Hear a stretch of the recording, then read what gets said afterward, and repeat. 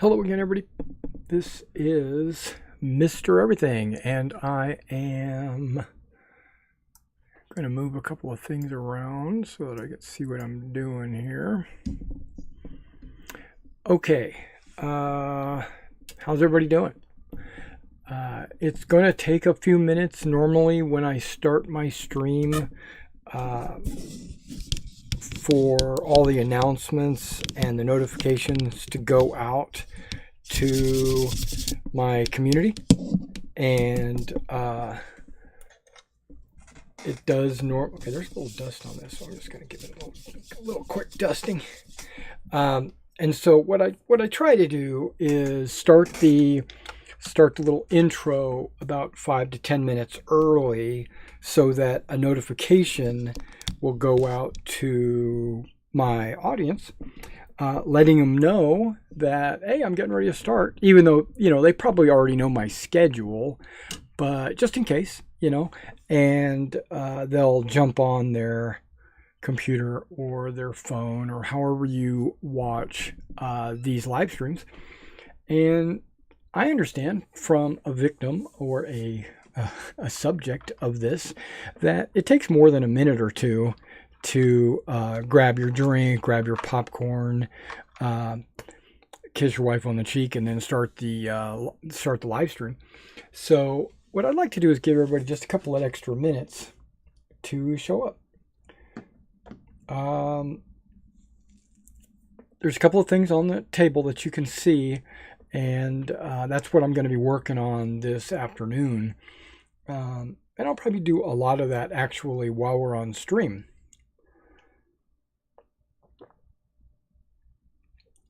I like warm tea. That's what that is, warm tea. I like it more than iced tea. Even though I love tea, I like warm tea better than iced tea. Now, when that starts to cool off, sometimes I'll just drink it lukewarm, at the table, but if I have an inkling, or if it's like if I talk to you guys and I neglect my tea, sometimes I'll throw it in the microwave and heat it back up. Okay, so let's go ahead and get started, guys. Today is the 1st of August. Yay! What does that mean? Well, that means we've got about 18 days till NashCon. That's right. I got about just over 2 weeks, almost 2.5 weeks till NashCon. So this Friday would be 2 weeks. I have 99% of everything I need. I could play right now. I could go down there with what I've got done. We could play and have a good time. But there's a couple more things that I want to finish before. I've got some airplanes that I want to flock their flight stands, right? I got actually I only have one or maybe two.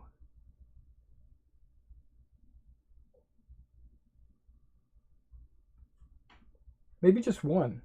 Maybe it's the 190, because the Spitfire and the Typhoon I'm not taking with me, because those are British planes and the scenario I'm running is not British. So they can just sit over there. But the 190 I still have to flock. Okay, so I got one plane. The terrain boards are finished. The miniatures are painted. Everything's pretty much ready to go. Now, I've been thinking that I wanted to place a Plastic Soldier Company order and give them enough time to deliver the books, because I plan to order some rule books and take them with me and leave them on the table for sale, But that's not a priority because I'm not going down as a dealer. I'm going down as a referee and a game player. So after I run my game and put everything away, then I'll have the rest of the time to play games and stuff like that. So that's not really a priority. Okay, so let's talk about rules a little bit. We have the my set of rules that I'm writing, right? I'm calling it Marshals and Generals, as you might already know, and it's in the title of the video, or I guess if you're watching it, it would be down there, Marshals and Generals. I say we're going to be talking Marshals and Generals, but not really. I mean, I haven't made any sweeping changes since last week.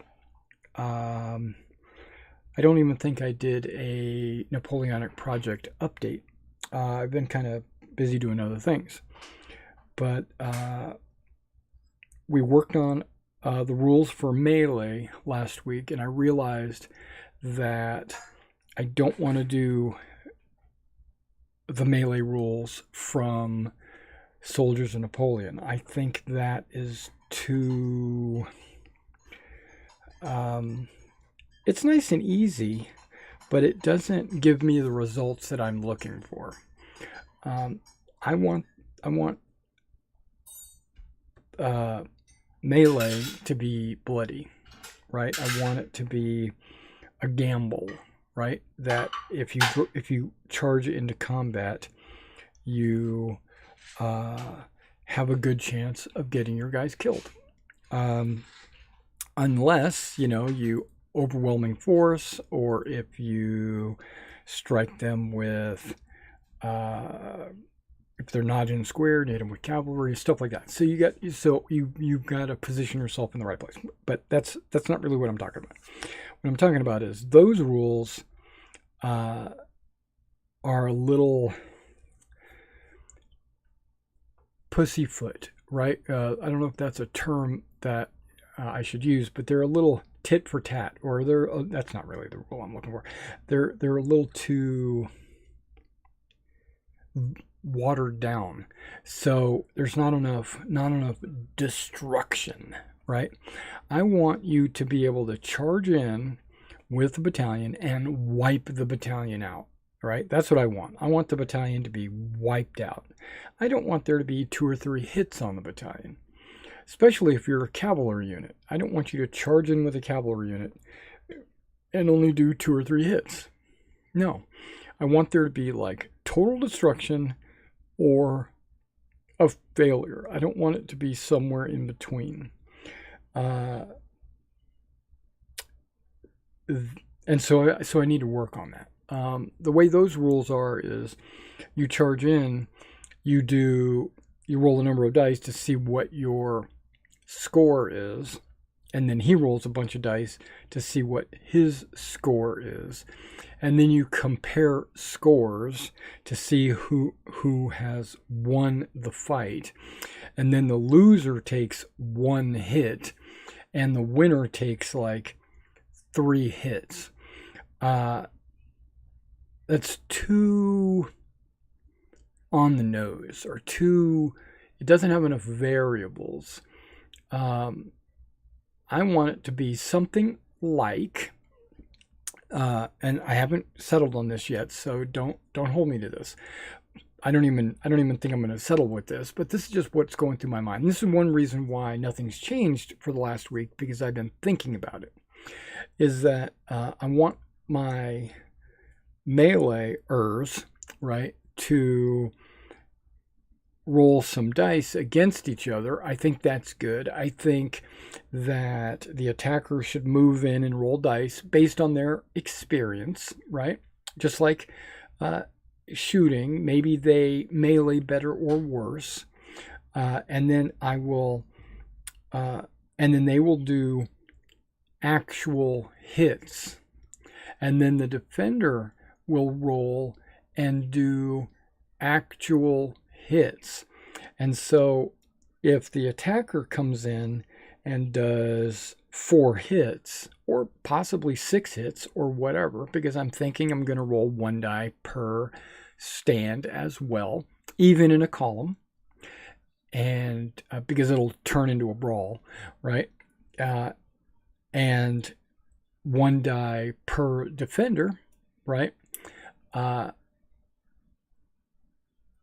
not in a, I'm debating on whether a column in defense should be able to get to roll all their dice.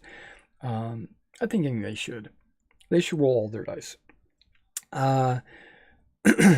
There is a debate on whether or not the defender should get a last chance shot into the attacker. And if I do that, then being in a column would limit how many shots they got. So that would overall impact their inability to defend. So that's a thing where the attacker gets 0 shots going in because they're busy charging. Then they're not going to like walk up, shoot, and then charge in. Even though that is actually what is going on, I'm not going to dice that. We're not going to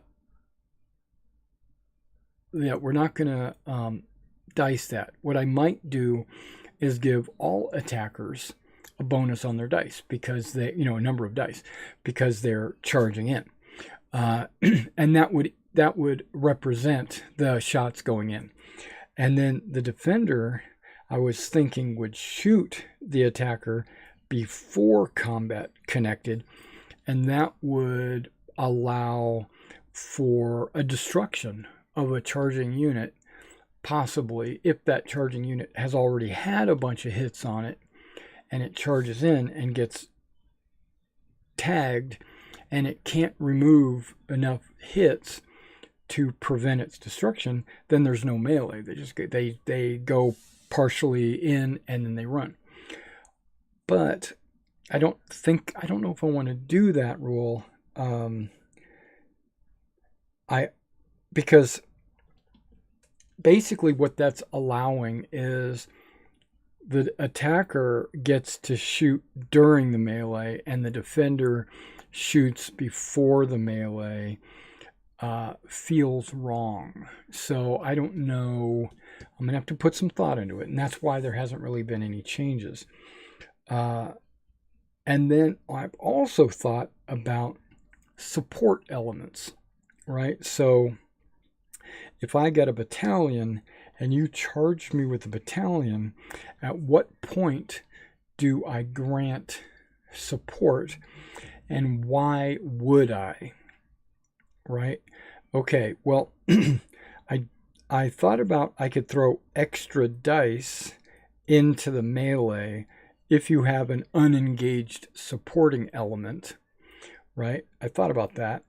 I thought about, because it'll always be 1 battalion on 1 battalion, but then that 1 battalion attacking will always get support if he's got left, right, and rear supporting elements. I like the idea of supporting because what that does is it forces you to think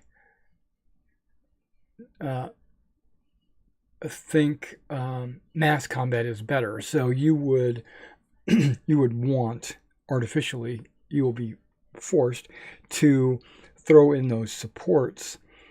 But I also don't like that rule because what are the supports doing? Are they adding dice to the attack, which I think is the way I'm going to go? Or do they add to some kind of morale winner-loser situation like they do in Black Powder? So like, or both, and if a unit charges in and he's got a support on his side, then do I give him like an extra 1 die or to for his attack, causing extra possibilities for casualties? And or let's say he does 3 hits and he does 3 hits, which is entirely a possible number. So let's say they both do 3 hits. Am I going to allow a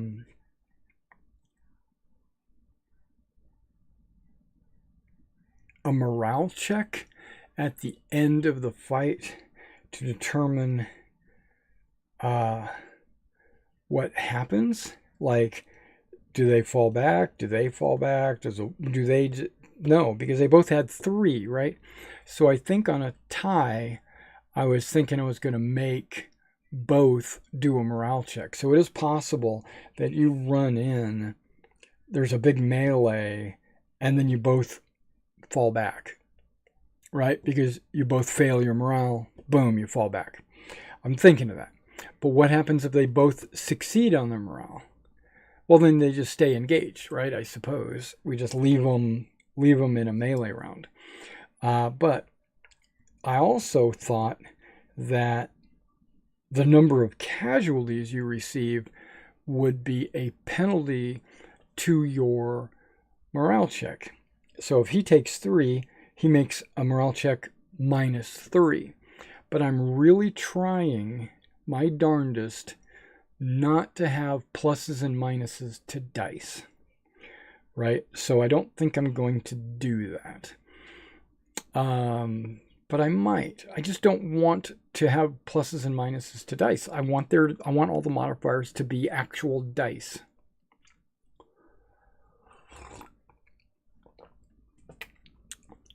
But it's probably going to wind up being a modifier. It'll probably be the only thing in the game that actually has a modifier, is combat results. Now, having that 2nd Battalion in support, I was thinking would give that other unit a +1 on their morale check. Any supports would give them pluses. So that would give you almost, like if you had 3 supports, like your primary battalion attacking, plus the left and right, plus maybe 1 in the rear, would give you a maximum plus of 3. And then the 3 casualties you took would be a -3, balancing it out. So you would just make a straight morale check. You still could lose, you still could fail, but you could pass, you know. Or if you do 0, or let's say you take 0 hits, then you would just get a +3 to your morale check. And I think whether you do more casualties or not, you should always make a morale check. Because here's an example. I've got a bunch of farmers and villagers charging it against a Roman legion, let's say. And the Roman legion does 0 hits to the farmers. I think that would be very bad die rolls, but let's just say it happens. But the farmers all roll natural 10s or whatever, and they do 3 casualties or 6 casualties to the Romans, right? Well, the Romans will have to make a morale check -6, but since they have a really good morale, they still would probably pass, or not. Maybe they would fail. It's irrelevant to this conversation. But because they didn't take any damage, I think they would still be scared, right? I think that these farmers, even though they did a bunch of damage, would still be scared. Now, because they haven't taken any damage, they would get a -0 to their morale. But I still think they should be forced to make a morale check. So both sides would make a morale check. And if the Romans fail, they would back up. And if the farmers don't fail, then they're good, right? But if they fail, they would back up too. But they would have no minuses because they didn't take any casualties. I know that's Romans and farmers, and I'm talking Napoleonics, but I just wanted to get an extreme case. And so I'm thinking that. So it'll force units that make any kind of melee contact. There's a good chance they will both be forced back, or one will be forced back, or the other will be forced back, or neither will be forced back. That's the situation, right? But when it comes to cavalry, whether they pass or fail their morale check, they will always be forced back. That's not true. Back up. If they pass their morale check and the infantry or other cavalry also pass their morale check, then they would be forced back. No cavalry will stay engaged, is what I'm trying to say. So moves up, they fall back, they pass, they don't have to fall back. They might even continue. I'll have to consider the follow through on that. If they eliminate them, they don't have to fall back. Well, they still have to make the morale check because they became disordered. There was a little bit of a kerfuffle in the fight, and maybe they need to fall back to regroup. Okay, that's before they can do anything. So everybody's going to have to make a morale check, right? And all the morale checks are going to do in my game is cause you to fall back. They're never going to, they might cause a hit. I haven't decided that yet. A failed morale check might cause one casualty, but I think not. I think it's just going to be a number of inches back. I'm thinking 12 or 8 or one move to the rear or something. I haven't decided yet. But if the cav comes forward, crushes the infantry, but they pass their morale check, and nobody backs up, the cav will have to back up. And a success withdrawal, I'm not going to call it a withdrawal. I'm going to call one a fallback and one a withdrawal. So the fallback would be they were under orders, or they were under command or under guidance to fall back. They'll be able to do that, and it'll be a different distance than if they withdraw or rout or be pushed back, or however I want to, and then they will go back. There will not be a need for rally to be able to go back in. I'm not going to mark troops with routed or anything like that, because that's why they fell back. They fell back to regroup and reconstitute and reline their troops and stuff like that. Okay, so that's kind of the way I'm thinking. I haven't gotten any of the details down. I didn't write anything down. Okay, and then the next thing that's changing is command. And we'll talk about command here in a minute, but these are all the command figures that I will need to play Quatre Bras, right? That is, if I took Ney out of the picture, this is Rial and Kellerman, right? The two corps commanders. And this corps has 2 cavalry divisions, and this corps has 4, well, it's got 3 infantry division and 1 cavalry division. And then these are all the brigade commanders. And then there's Ney as the overall commander. Now over on the Allied side, you got Wellington and the Prince of Orange. And it's really the Prince of Orange's corps, basically. I don't know how you want to look at it, but you have divisions. You got like Brunswick, the 5th, the 3rd, and Bylant, what's his name? The Dutch Belgians, and then the Guard. And these guys will all be coming onto the battle piecemeal, so it's going to be really tough for the Allies, but they're also defending. These guys will have, like the Guard divisions in the Cav, they'll be coming on later, but and also probably 6th Division, it showed up late to the battle, so I think I'm going to have them come on a later turn as well. So we'll figure that out. But either way, these are all the command figures for Quatre Bras. Either brigade division, corps, or army.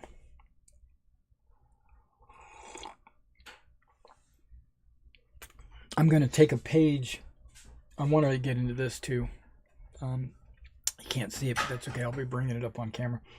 I want to take a page from Napoleon's battles for command and control at this scale, right? If I'm taking entire corps into battles,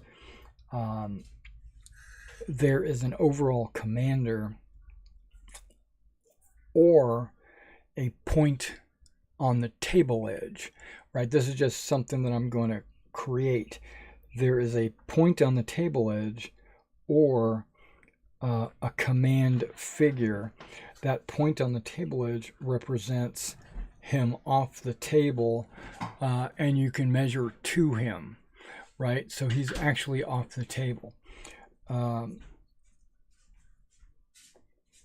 So basically, even because remember, this is a core set of rules, a core rule set. So the overall army commander is not anticipated to be getting involved with every single corps.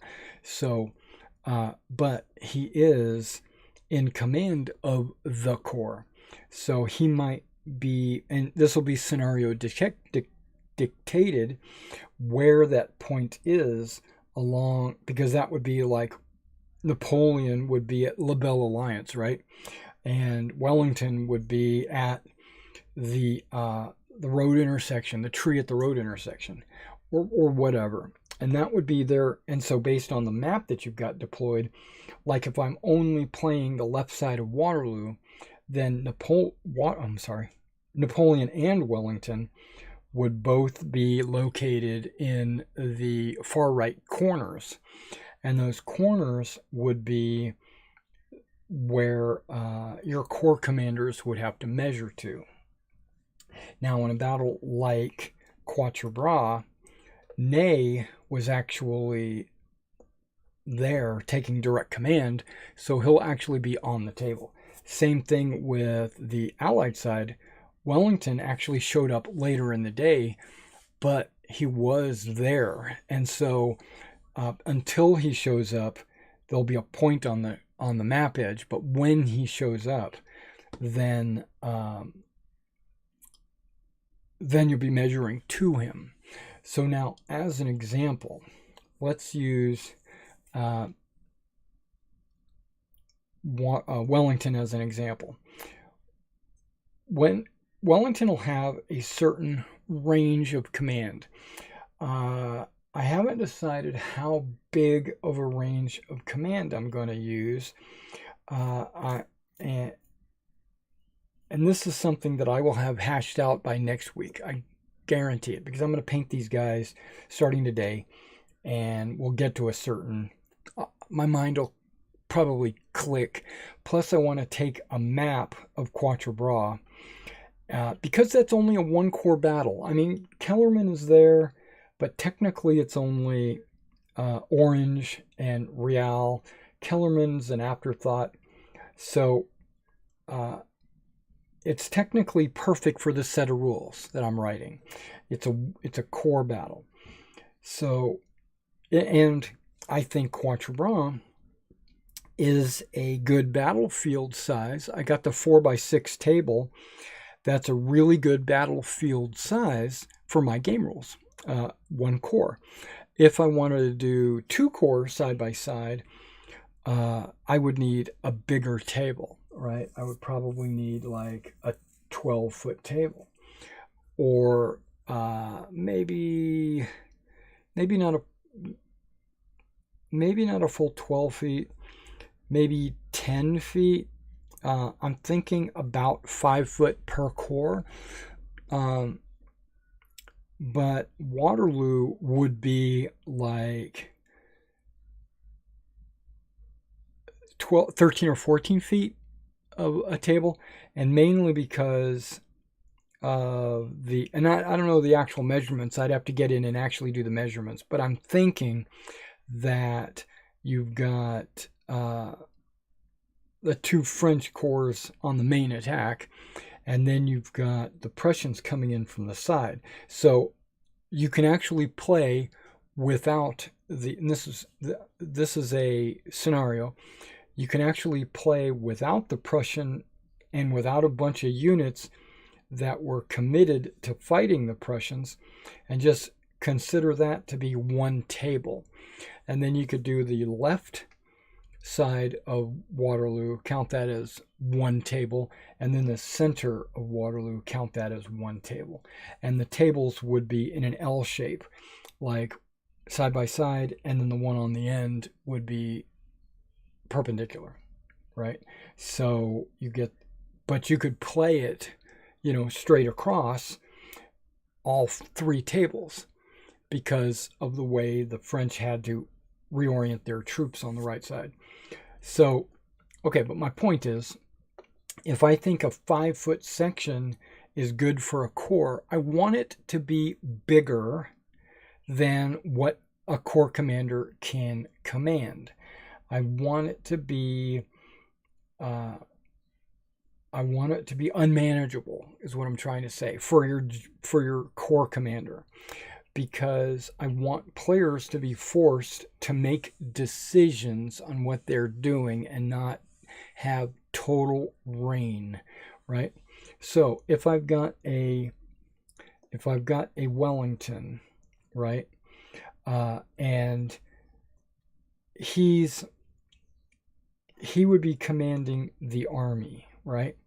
And then that would reach out and touch a corps commander on the table. And I'm thinking he's going to have a big command because he maybe half of what Napoleon would have, more like a wing commander. Even though he is the Allied army commander, he's really not. I mean, he is, and he's a genius, but his command and control, even Wellington admitted that Napoleon is worth 50,000 troops, right? So and that might have just been being polite, but so as an example, in Napoleon's battles, Napoleon has like a 50-something inch command radius. That is, I think it's the largest in the game, which it should be, right? So 56, I think, is what it is. And Wellington, I think, has like a 36. So he actually has 20 inches less. But that's okay, because I think 36 is incredibly large. I think it's way too large, actually. I really think it's way too large. So I'm going to give, and this is kind of what I'm thinking, giving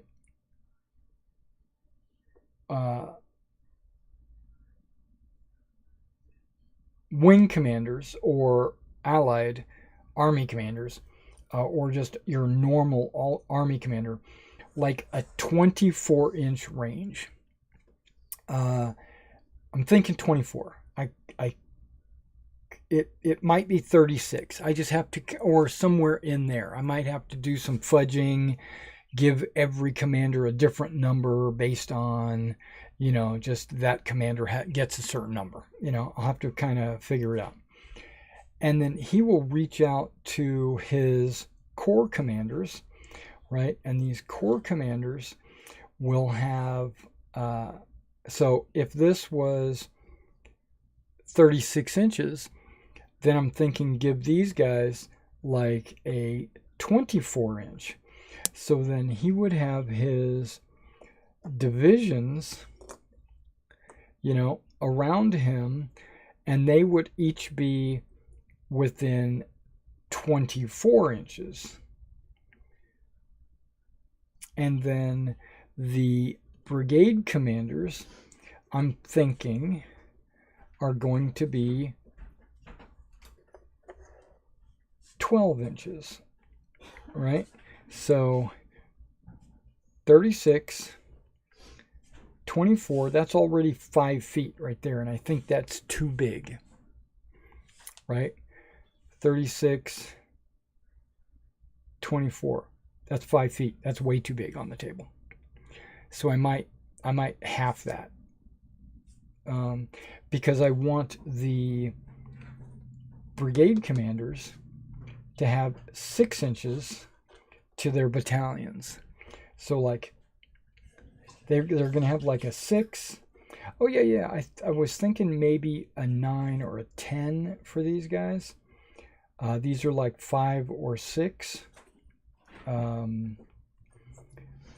Yeah, something like that. 5 or 6, 10, maybe 15 to 20 range, and then maybe a 24 to 30 range, something like that.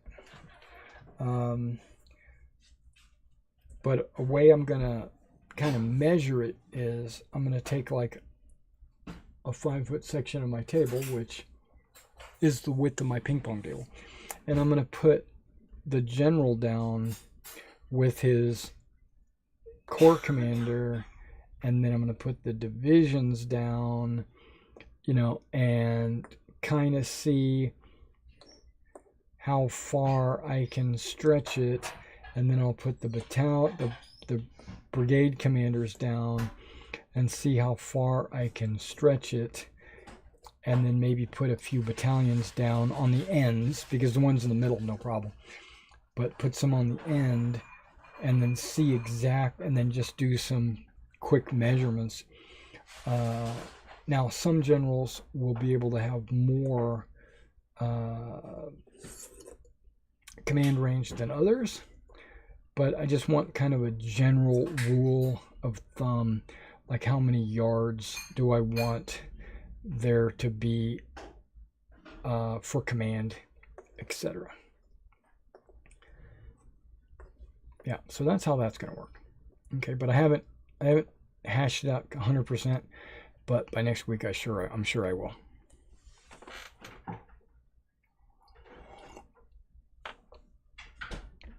All right, now before I start painting on these, which is coming up very soon, I wanted to show you something that I just finished for my store, right? I'm really proud of these guys. The guns, the flak Verlings, I did 2 of these, and the mortars, I did 2 of them as well. And then these 5-man squads, I did 7 of these. And then there's also a single figure out there, which is my an officer or commander. And I don't know if I can adjust the camera focus, but I kind of want to show you guys what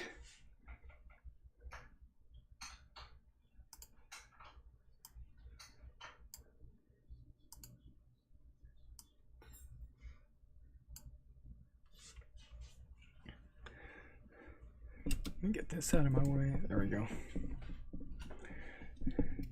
These, like I said, the command, or I should say the crude figures are West Wind, right? These are West Wind models, which is an Old Glory company. West Wind, or Old Glory sells West Wind or something, I'm not exactly sure. Berlin or Bust. This is considered a vehicle. So if you looked in infantry, you wouldn't find it, but if you looked in vehicle, you would see it. I did 2 of those, flak Verling, and they're up on eBay right now if you wanted to go check them out. And I did 2 of these, also West Wind, but I painted them with the P.44 camo pattern. That was a little time consuming, just FYI. I did 2 of those mortar teams. Now those were West Wind. Oh, P.S. let go bases. Okay. But when it comes to these guys, like I said, this is the 7th squad. I did 7 squads of these guys. We're trying to get it on camera for you guys. Again, P dot. There is a he's got a little helmet on the back of his stuff, but there is a mixture of weapons. You got either the STG assault rifle, or you got okay, that's another STG. Okay, or standard car 98.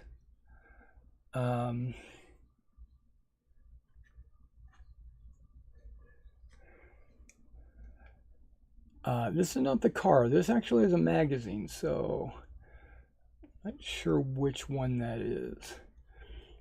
But I'm basically showing you my P dot camo. Of course, there's the MG42. And there's an MG42 in every squad. I made 7 5-man squads with one. There we go. That's also an assault rifle or a magazine fed. It's bolt action still, so I don't know what model that is. Yeah, I'm really proud of these guys.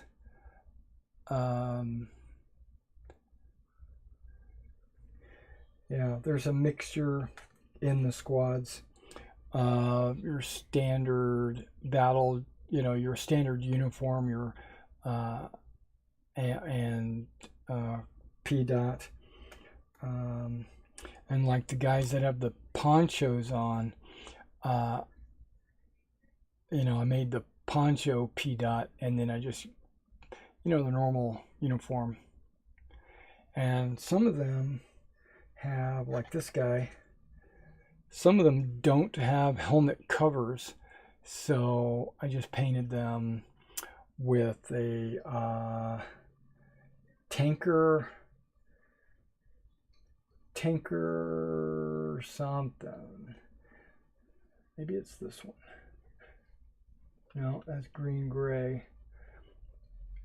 It was a tanker field gray, but okay, maybe.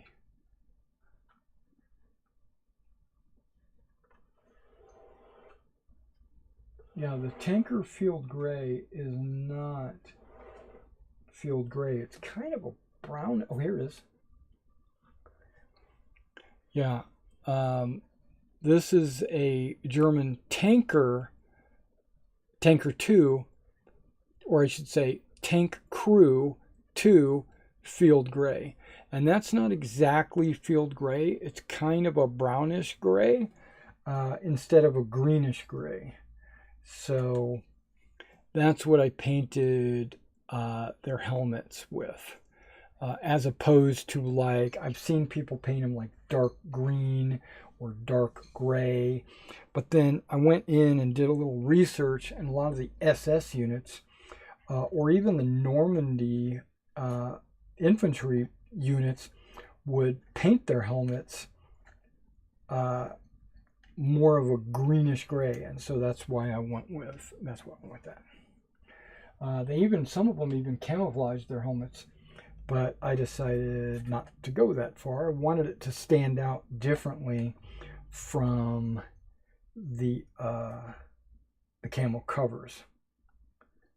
And then I made all the sergeants in the units, I gave them the cap so they would stand out. Now, there was only 6 sprues that I used, so I only had 6 of these helmets. So one of the guys doesn't have a helmet. But those are all on eBay, so if you want to take a look at those, I have photos of all those squads. You can take a look at them, and you can bid on them if you want. if you needed some German SS. Actually, they don't have to be SS. They're just P.camo, but I have them labeled as SS. All right, so we're getting ready to do some painting. Something you might notice that I use paint palettes, obviously, because I use a lot of Vallejo, AK, Army Painter, war paints. I use a lot of these like squirt bottles, right? Okay. And what I'll do is I'll squirt them in here. I'll add some Liquitex, usually, and water to thin. To the Liquitex turns it into a flat color, even if it's not, and the water will help thin it out. But this also thins it out. And if I want it to be really thin, then I will use the fluid medium, which really creates a great blending color. Okay, so what I will do, I've got a stack of these palettes, right?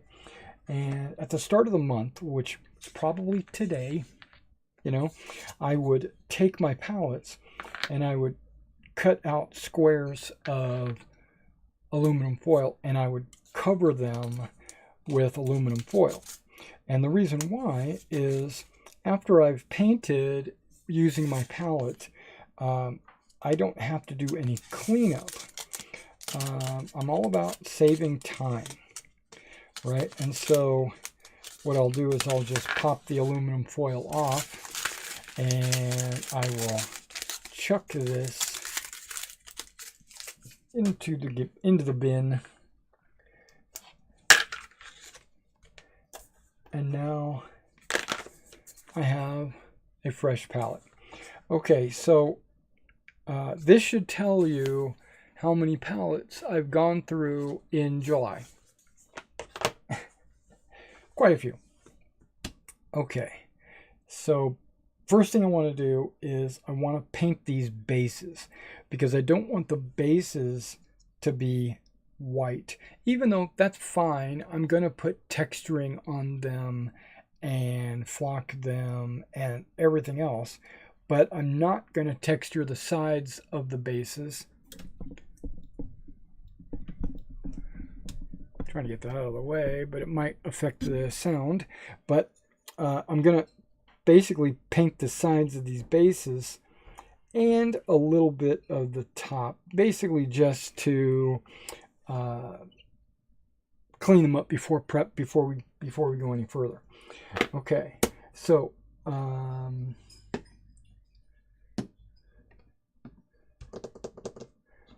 I'm going to use nutmeg for a lot of the horses.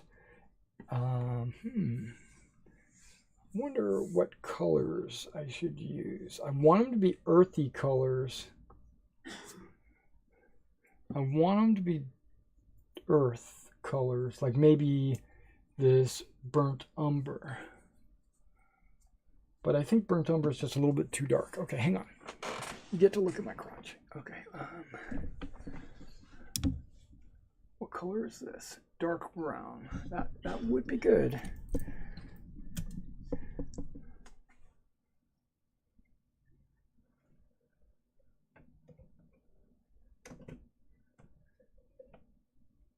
Give me a second. Burnt sienna. That really speaks to me.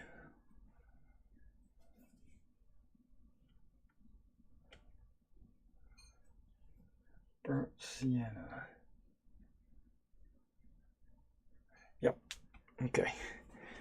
We're going to go with some burnt sienna for bases. These are actually going to be horse colors. I was planning on doing some painting on my horses. I need... That's too stiff. That's what she said.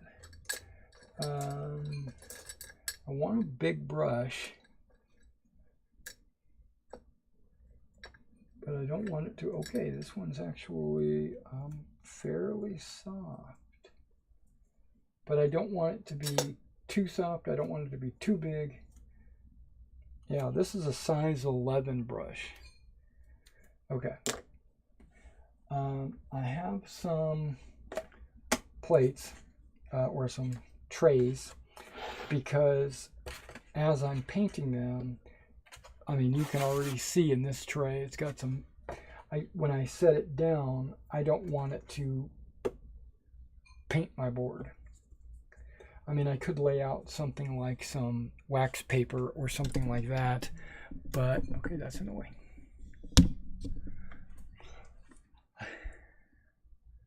Yeah, I could lay out some wax paper or something like that, but I don't want to do that.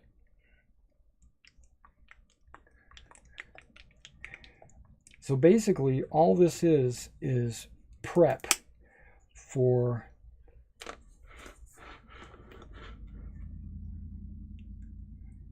bases. Okay.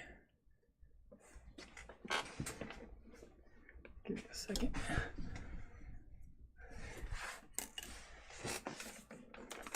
Don't need to use that. I can use that. And when I'm done, I'll just throw it away.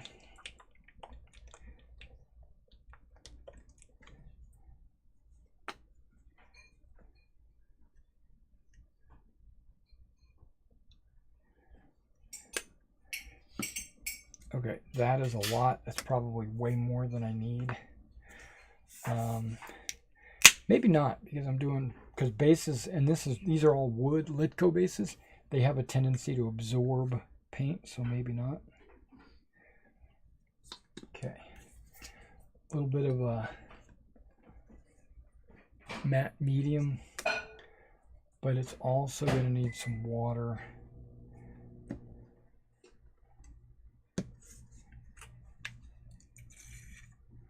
To thin it out just a little bit.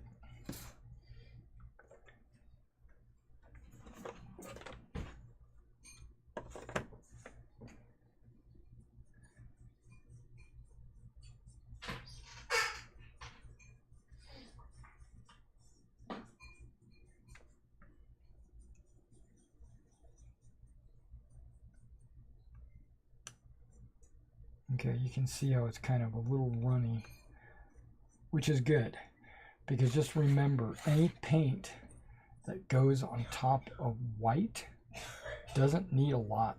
I'm looking at things this detailed. I need my glasses. Okay.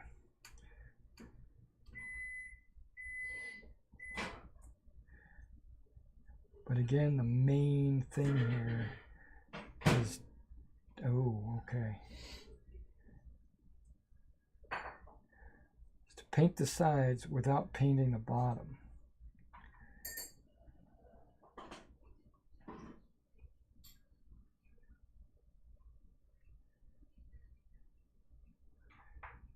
And I say that because I've got text on the bottom. Now it's okay if it gets painted over, because I can always go back and paint the bottom white and then put the words back on or something. But why would I want to do double duty? So I'm just basically going to be careful.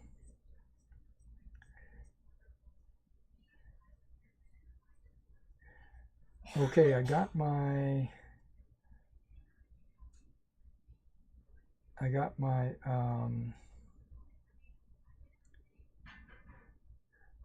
well, actually I could just do this whole underside. Yeah, I got my order form from Wargames Atlantic. Took them a little while. Took them a week to get it to me. But I went ahead and filled it out, sent it back to them. I went with a minimum order because I just want to see how fast I get it, see how they ship, see what kind of boxes they use.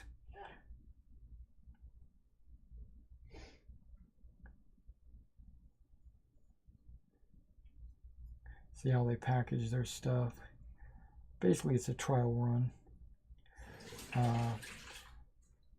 But they've got this, oh, and as you know, I needed to reorder those Prussians so that I could paint some of them up. And so I went ahead and ordered some of those.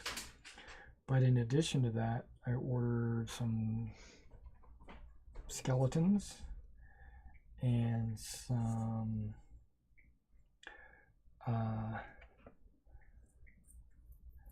some skeletons and some Panzer Lehr.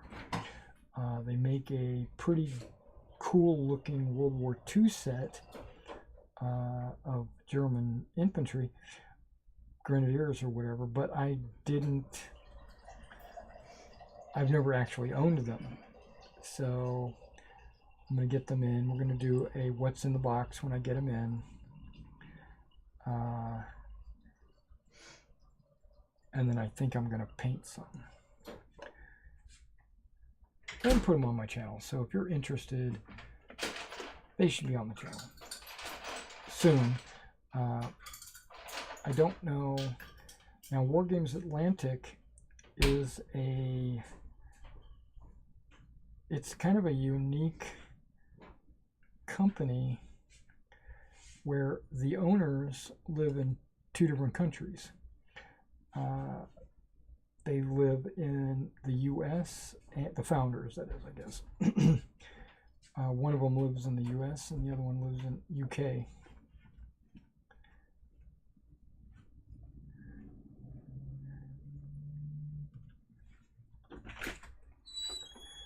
And that's why they call it Wargames Atlantic, because of their Atlantic ties, or whatever you want to call it.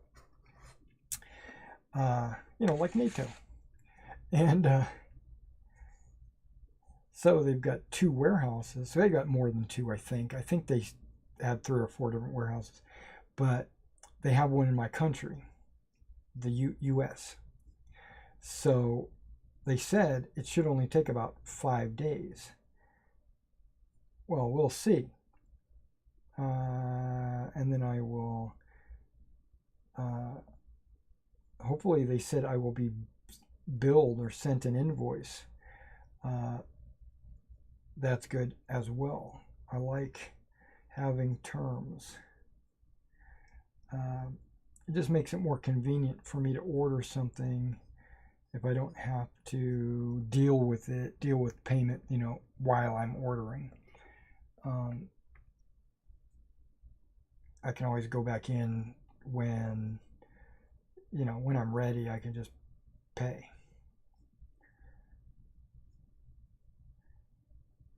That actually gives me incentive to put larger orders in. So I think it's smart to do that.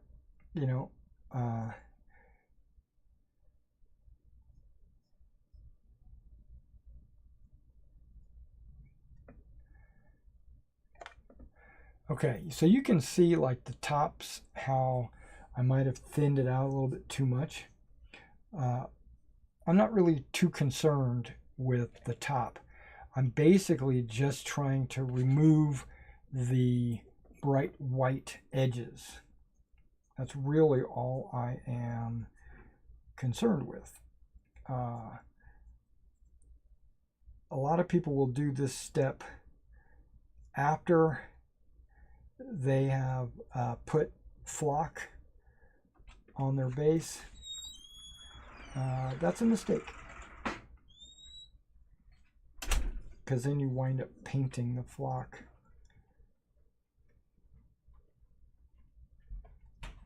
Which is not too terrible, especially if your paint is the same color as your flock. But depending on the type of flock that you use, you might be dooming your model to look horrible, because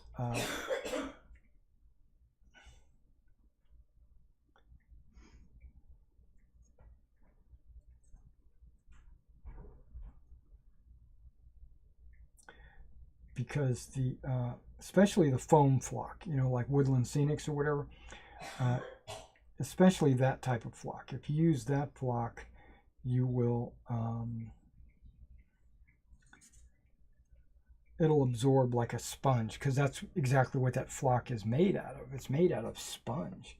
So what'll happen is the paint will flow across your base, and you don't want that.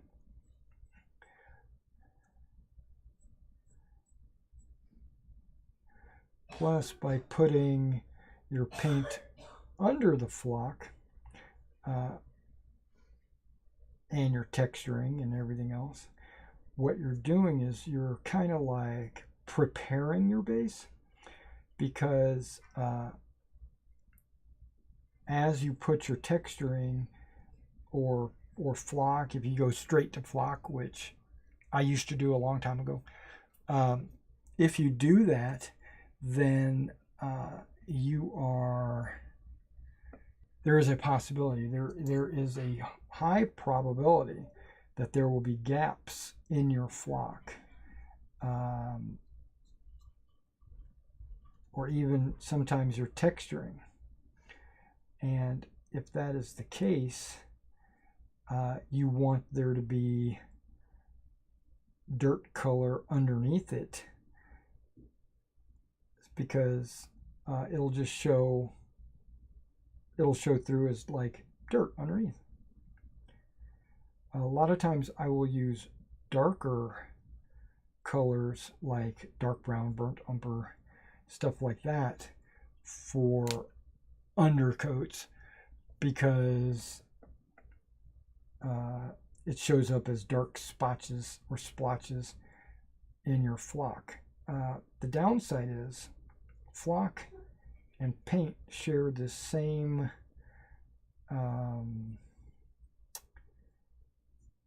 reality. When you put a color on top of another color, the original color is not the same. It basically, the undercolor changes the color on the surface. So if you have a black primer, let's say, and then you go to put a yellow on your model, the yellow will come out very dark. Why? Because it's trying to cover black. If you put a red on top of black, it'll come out as a very dark red. The good thing about priming black is everything comes out dark. So if you want your models to look dark, or if you want to allow your primer to enhance your shadows or your shadowing techniques, then yeah, prime black. Because black is great for the darker models, like World War II. But if you want yellows or blues or reds, purples, bright greens, not so much dark greens, but if you want bright greens or bright yellows and reds, then you can't paint over a black primer. Technically you can, but it would take multiple layers or an extremely thick coat. You definitely don't ever want to put a thick coat of paint on something, because you take the detail away. Multiple coats. If you thin it out enough where it doesn't damage the detail of the model, then you would have to put a lot of coats, and it's not, I don't think it's worth it. It's my opinion. It's an opinion piece. But if you prime white, i.e. these generals, then whatever you put on your model will automatically be brightened, especially if you thin it out like I did. so when you paint on top of white, what you get is the true color of your paint, because it's not distorted. Now, gray is kind of a happy medium. I will sometimes prime gray, knowing that I want darker colors and that I want my shadows to kind of be a little darker, but I also understand that my bright colors are not going to be as bright. I kind of reserve grays for World War II and darker models, like maybe the 95th Rifles. You know, they've got like this dark green uniform, so I might prime them gray. Or maybe Prussians, I might prime gray because they've got like a really dark blue. But French, it's hard. A lot of times I'll paint them black because I want the dark color, but it's hard. So sometimes I'll paint them, well, more often than not, my Napoleon. Okay, Romans. Yeah, Romans will be painted black because chainmail and stuff, I want that to be, I want that to have dark shadows, so that I can, and then I would highlight with metallics, which brings me to the next subject. Not really next subject, but continuation of the same subject. Metallics don't go on top of white very easily. They have a problem going on top of white. They go on top of black perfectly, and that's one reason why if it's an armored knight or something like that, I'll paint him black. But when it comes to like Napoleonics, I prefer to paint white, prime white. And while I am painting their black gear or shako or whatever is black, I will touch up their weapons or bayonets with black, so that when I come back later with the black, with the metallic paint, it'll stick to that black way better.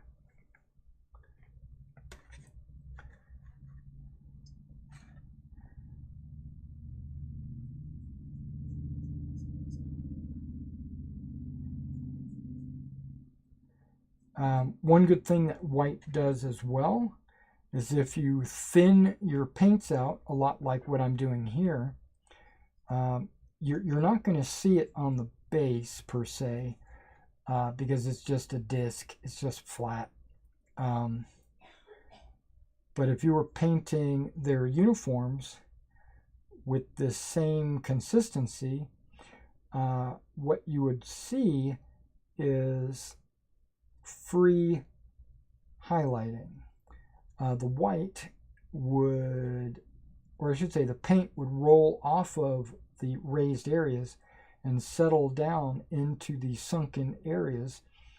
And then what will happen is the white that is under the paint will cause that raised area where the paint is flowing off of it to lighten considerably, and then the sunken areas where the paint settles would naturally be darker because that's where more paint pigment would wind up, and then what you get is speed painting.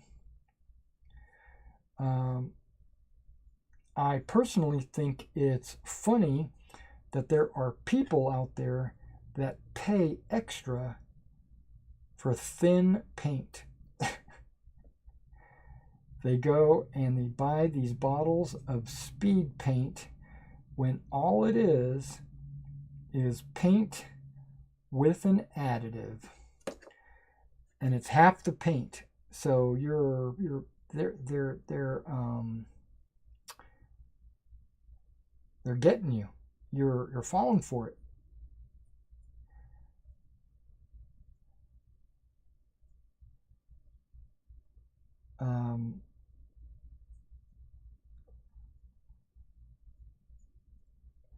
Yeah, what I'm saying is don't fall for it. This bottle of Liquitex right here, $5. $5. And that's like 8 ounces, right? When you're looking at a pink bottle, I think it's 0.2 ounces. What is this? 0.5 ounces. So you get half an ounce or 8 ounces, you know, and that's $5, where 2 of these is $5. So you do the math. Plus, with this, I can take any of my paints that I have from any manufacturer and turn it into a speed paint.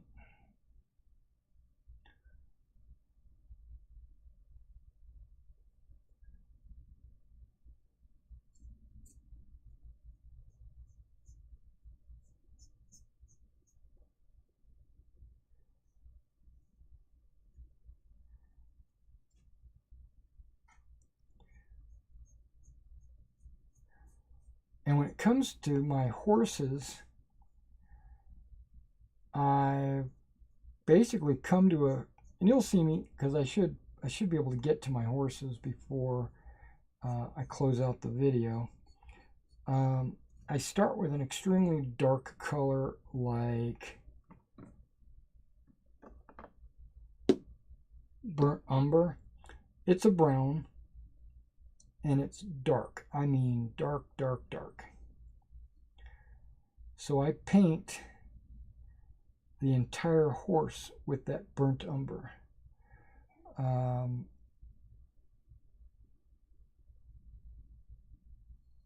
And then from there, I will take a lighter brown like a raw sienna or a nutmeg, and then I will,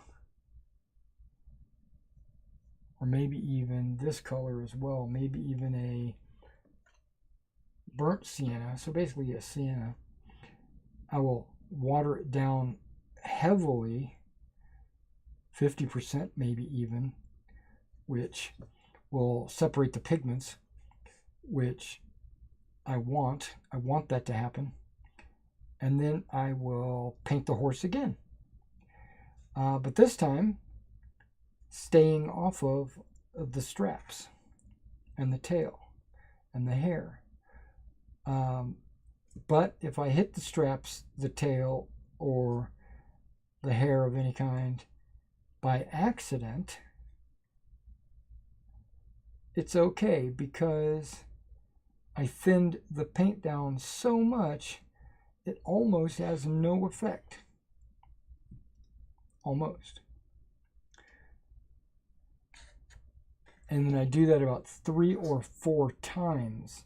So it does take a little bit of effort to do these horses. But the end result, I've only been doing that technique for about a year, maybe a year and a half. It really makes the horses look good. When you blend the lighter browns on top of the dark brown, it basically gives it like this really subtle shade. It highlights the rump and the shoulders and the haunches, I guess is what they call those, of the horse, to the point where it just looks good.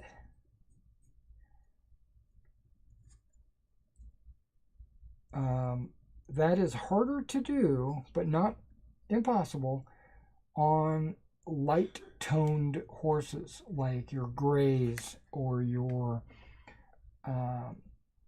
not bays. What do they call those guys that are white but not, well, not a gray. There's a like Napoleon. He rides a white horse. It's harder to do that way, but it can be done. I tend to use like a gray base, and then I'll take like a silver gray and a silver gray to bring out the color and raise it up a little bit. And as I'm doing that, it'll be thinned out multiple layers, and you'll get a gray or white, depending on how many layers. You could almost get all the way back to white, but the gray I'm talking about, if I can find it, silver gray. It's not white, but it's good horse color. It's good horse color. And I might use a, where are you at? I might use like a basalt as the base coat, because it's not black. It's still gray, but it's dark enough to make the shadows really look good. Okay, well, there is the allies.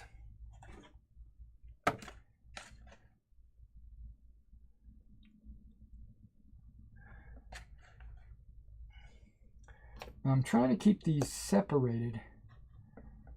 Keep it separated. Yeah, just so that I could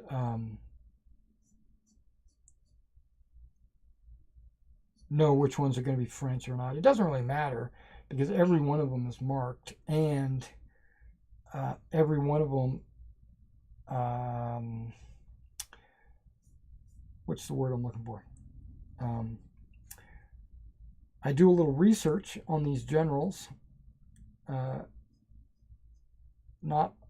haven't been able to find the details on every general's horse, but a lot of generals have information online about their horse.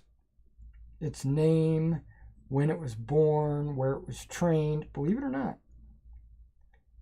The pedigree of the general's horses.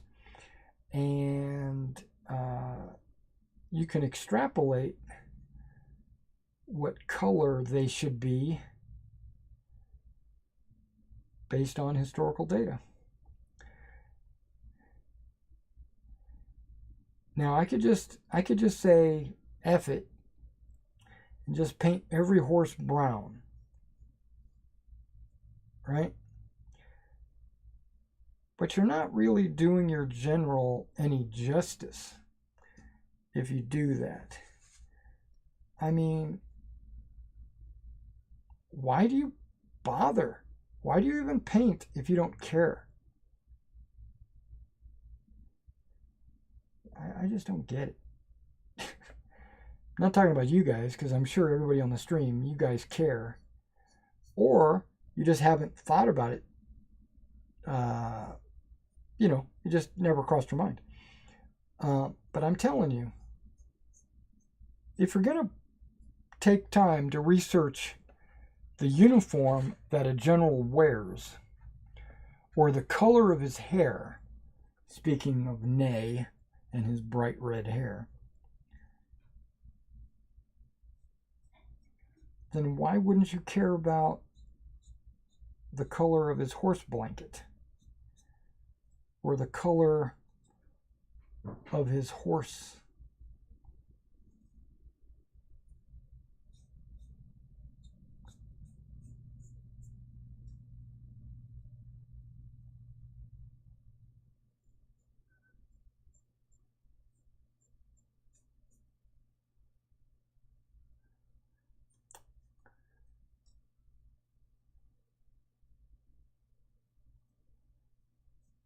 Food for thought.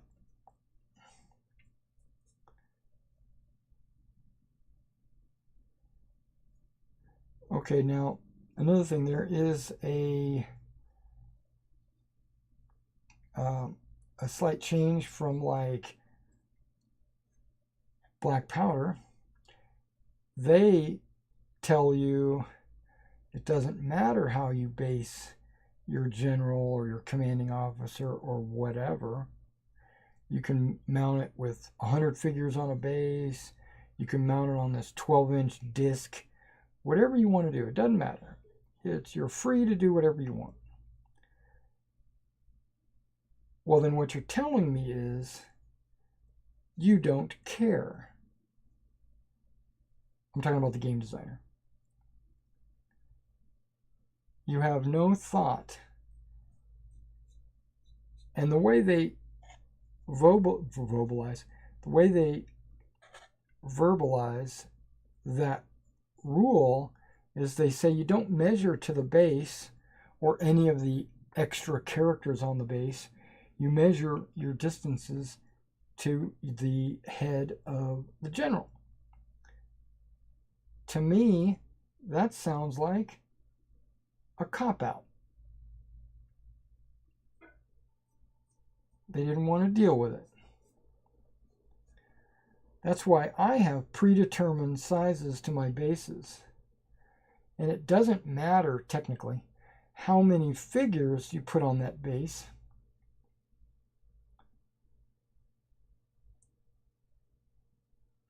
Because the base size will let you know, like, who it represents. Technically, you could put no figures on any base and play my rules. You could have no infantry figures, no cavalry figures, no figures at all, just bases. You could do that. Wouldn't be fun. It wouldn't be a miniatures game, but it kind of would be. I mean, it would be a way for you to practice or to learn the rules, etc., as you paint up models. So to me, and this is maybe a hang-up that I have, but to me, base size is way more important. It's the most important thing. One of the reasons, it occupies space on the table. I don't know what that was. Okay. That was my box opening up on its own.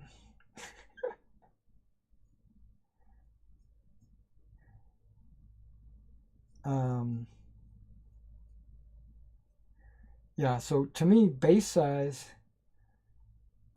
is extremely important because it tells you how much space that unit, either a battalion or a artillery piece or a general, occupies on the table. It also, I like round for generals and not square. And this is a rule that I stole from Napoleon's battles. It's a rule that I hated, and so I've decided to correct, or I should say fudge with. They mount their generals on square bases. And of course, base size is important. And when you measure to a general in Napoleon's battles, you measure to the base, which you're going to do in my game as well. And they have a command radius, same as my game. And that command radius can be manipulated in your favor by simply twisting the base 45 degrees. So if you take a square base and you turn it 45 degrees, you just added range to your general. Because now you're measuring to the tip of his base and not the side of his base. The rules don't really prohibit that. And they don't mention it as you should be doing that. But as a as a Napoleon's Battles expert, I can take a corps commander and turn him and get 3 extra inches of movement, of dispersion of my battalions or whatever. Brigades, actually, in that game. That's a lot when you're talking about a 15 millimeter model or a model that only shoots 3 inches. That's a big deal. And in that game, you measure to the base, which I think is good. And I don't mind it being on squares and you twisting and all that. I just felt like that was a mechanic, unintentional, but it was a mechanic in the game that you just had to learn to be successful. I felt that it was gamesmanship, or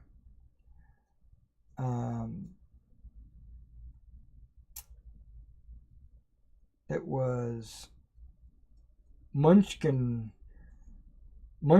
or whatever you call that, when you are performing munchkin actions. Your game's lawyering, and you're not actually saying anything, you're just doing it. And I did it. You have to do it to guarantee success, and that is a problem.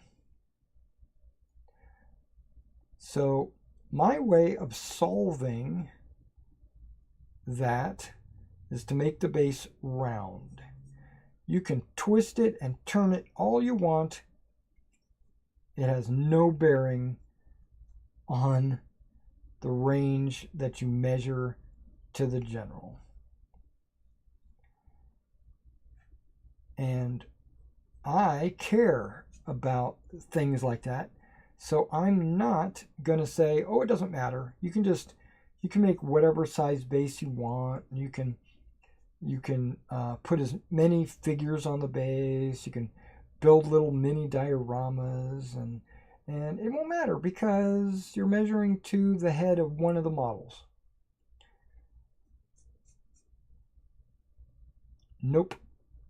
I care too much about the mechanics of my game to allow something like that to happen.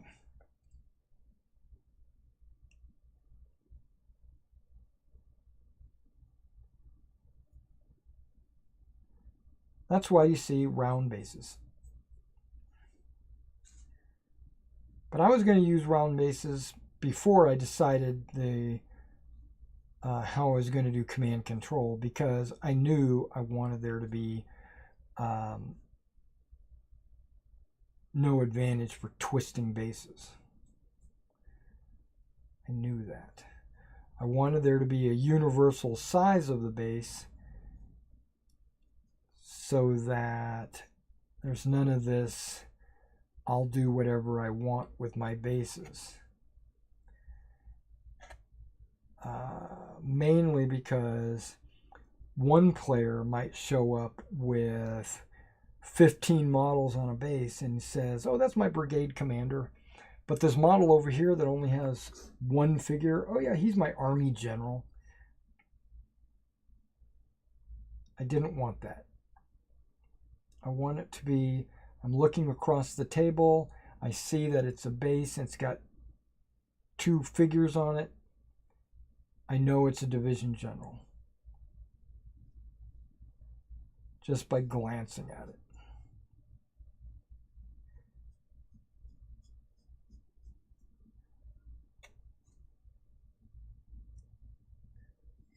Plus, I want the players to be able to glance at their own models and see where their division generals are and their brigade commanders and stuff like that. Specifically, if you're not using your own army.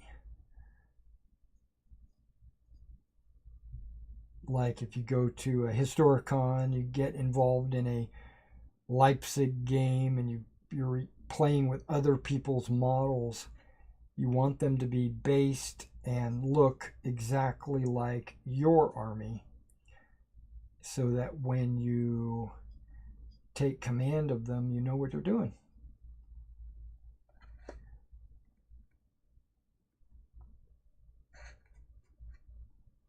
Okay, we're down to brigades. Alrighty.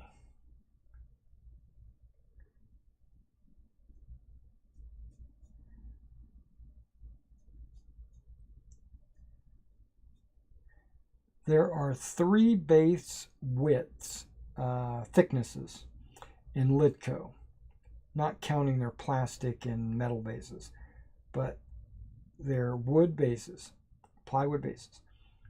They have a 0.8 millimeter, a 1.5 or a 1.6, just depends, and then a 3. So I found that the 1.6 or the 1.5, 1.6 are perfect base thicknesses for me. The 0.3s or the 3 millimeter ones, they're really good for 28 millimeter models. Big, thick bases. They're good for these big generals. But when it comes to your infantry, your artillery, your pretty much even my brigade commanders are all on 1.5.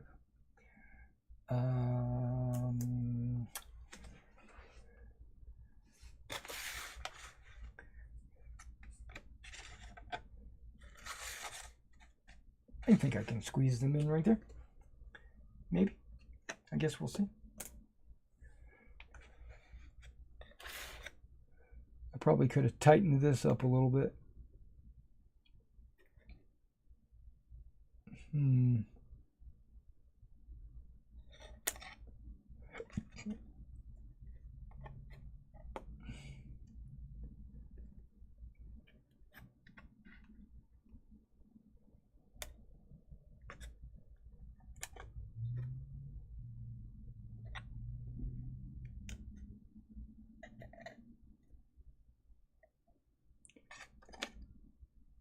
Okay.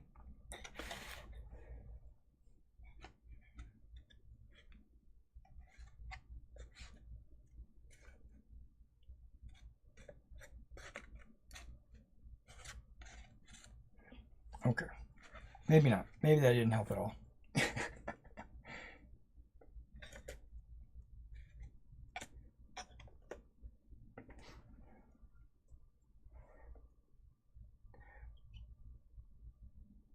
I know, I'm being petty about my generals, but I think it's important. Now, I don't anticipate the world adopting my set of rules, you know, going to a convention and watching other people play my rules and people running the game, having figures mounted, and then other players saying, you know, oh, this is great because I mount them exactly the same way. I'm not delusional. I expect it to be pretty much my way and I'm the only one doing it. But that's okay. Because I'm the only guy in this area that collects 15 millimeter Napoleonic figures. I have a friend. I haven't gamed with him in probably a year. Maybe longer. And he has a ton of Napoleon's battles based figures in 20 millimeter. he didn't want to go the full 28s, but he didn't want to go as small as 15s. And 1/72nd, you can find almost everything under the sun in 1/72nd, and they are inexpensive. You know, you're getting like 60 models for like $5.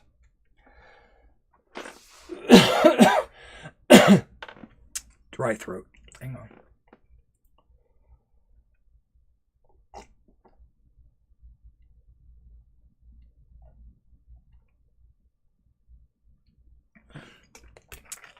And as you know, I just finished a commission for a customer of mine who has 18 millimeter Napoleonics.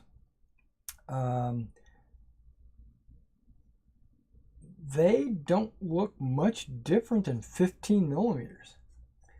I mean, they're just a little bit bigger. Maybe it's hard to tell, right? But the price is like twice as much. Because how many companies are doing 18 millimeter? Like AB, I think they're like one of the only ones.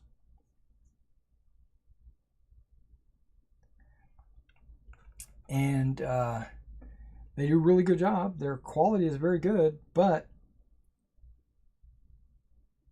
they look just like 15s. So why would, size-wise? I know they're not. They're 18s, but it's not big enough of a difference. I considered 18s. I thought about it. I was like, it's kind of a happy medium between 20s and 15s, right? Because 20s, I think, are still just a little bit too big, right? You need a giant table and big bases.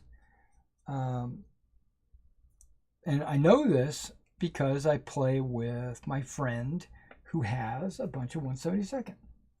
I also, my very first Napoleon's Battles game was myself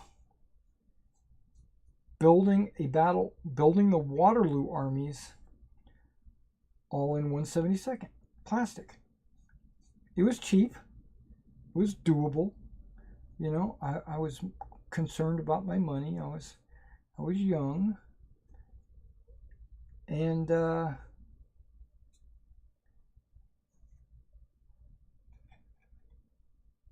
it took up too much space on the table. That's why I switched to 15s. There weren't 18s back then, or at least I didn't know about them. And I'd gone to a 15 millimeter Napoleon's Battles army. Wasn't extremely expensive, a couple $1,000 maybe, for the entire force. No, maybe not even that much. Maybe about $1,200. Because in Napoleon's Battles, you're not doing every battalion, you're only doing brigades.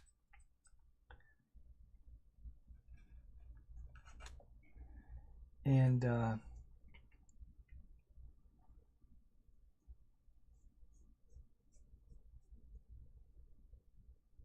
once I mastered Napoleon's Battles, it took a few years. Once I mastered it, and I couldn't find any opponents that gave me a challenge. I know this is very egotistical of me to say, but it's the truth, unfortunately. I started not liking those rules. I love those rules. Don't get me wrong. I love the rules. I just don't like the rules. I guess it's not the rules. I don't like the challenge I received from those rules. Let's reword it like that. And so I began looking for other rules. And in so doing, I came across battalion level gaming instead of brigade level gaming. And it sparked a brand new interest in Napoleonic battles that I hadn't had in a long time. And but the rules that I found, none of them really satisfied me. Black powder came real close. Black powder came real close.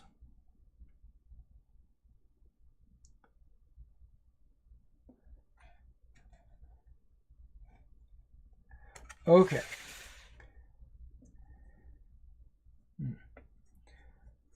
This is actually a good amount of paint remaining for me to start blending using a lighter tone. I'm going to let that sit for a second. Clean my brush. And you can see all this paint that if I didn't wash it off here or put them in these tubs, that would have been on my workbench. And I definitely don't want that. Okay. Still a lot of brown in this paintbrush.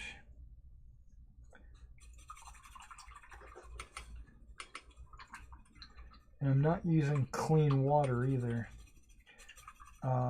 That's still my P.SS water.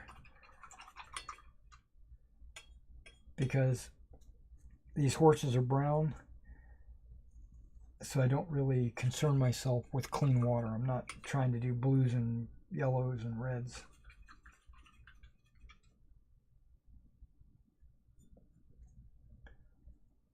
Okay, that's good.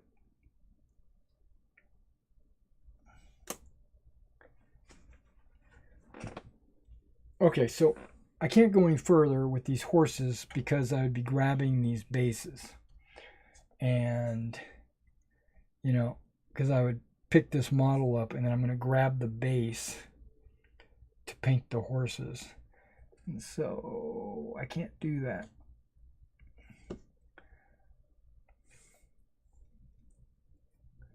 Unfortunately. So it's going to sit there for a minute.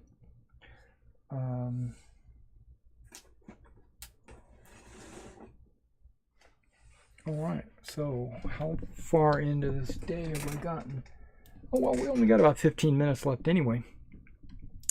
So let me talk about the convention, right? We're going to a convention.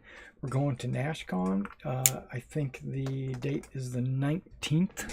And if you haven't gone to, I think it's nashcon.org, actually. If you haven't gone there and looked at the convention, go ahead and do it. Just take a few minutes out of your day. They do have a list of events. It might have changed, the tentative list, so let's go take a look. Let me clean my monitor off a little bit because I've got things all over the place on my monitor.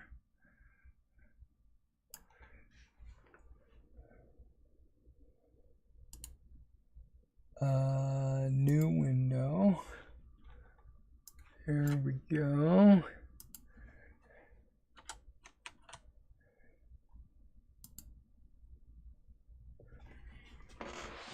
All right. Let's see if I can do that.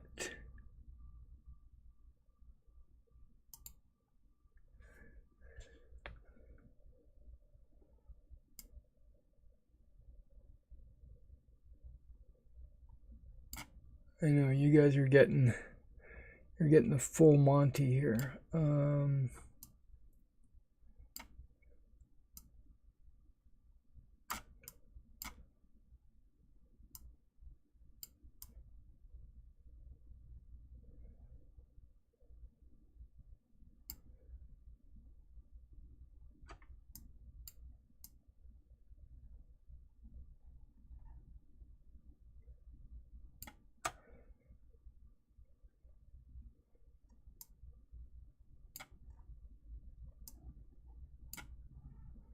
There we go. Let's take a look at this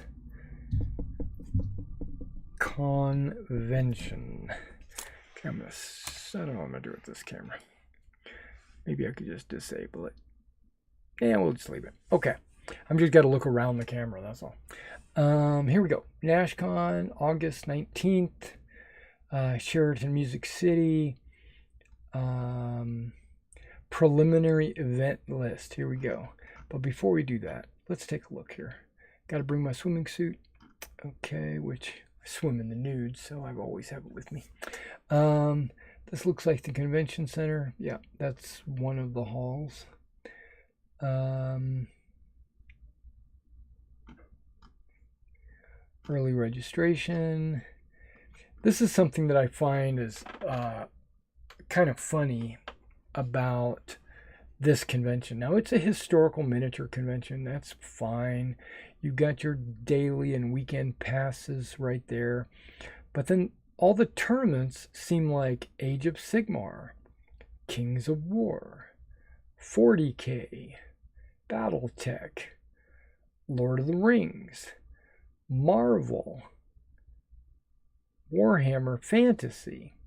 But then you've got Flames of War, of course, and you've got Bolt Action.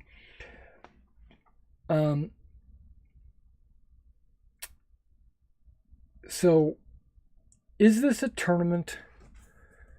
And if it is a tournament, how can you get away with only paying for a Friday pass? Is that something where you play one game or are there multiple tournaments? Is there one on Friday and a different one on Saturday? And they're charging $50 to play in a tournament. That is ridiculous. I mean, I don't know who these people are that play in these tournaments, but $50 to play in a tournament. $20? Okay, I can get behind that, but that's still, I consider $20 to be high. Kings of War, $60. Marvel, $40. What are these convention goers thinking? You know, you get 20 guys paying $50.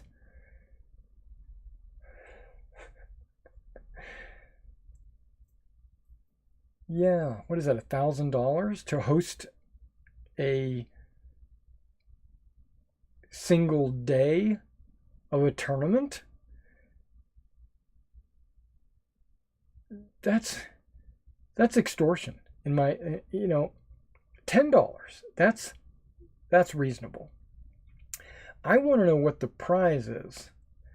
Is the prize $1,000 worth of models? Or is the prize for winning a $70 box army? You know, why go to a tournament to get what you paid? Right? So if you pay $60 to play in a tournament, the prize has got to be at least $600. And I know it's not. But I will report back to you, because I will go to these tournaments and I will have a notebook and I will jot down what the prizes were for each of these tournaments, and I will come back and let you know how they robbed people. And I will take a look to see like how many people are in the tournaments and stuff like that. I will do some on-scene reporting for you guys. JohnnyCon is something a little bit different. It's like on the Thursday before the convention. And then of course there's going to be a flea market, $10 per table session. And then here are the vendors. Singer, Warlord, Cigar Box.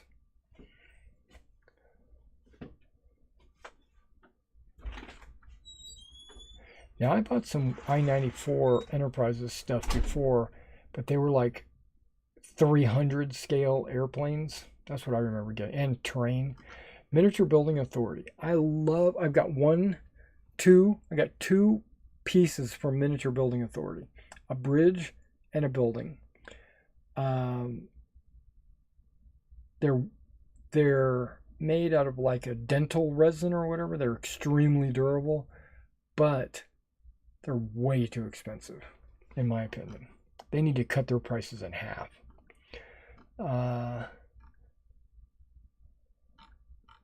And that was before the transportation shortages. Okay, enough of that. Enough of me complaining about prices. Blah, blah, blah, blah. There we go. Can you see that? You can see that. That's good.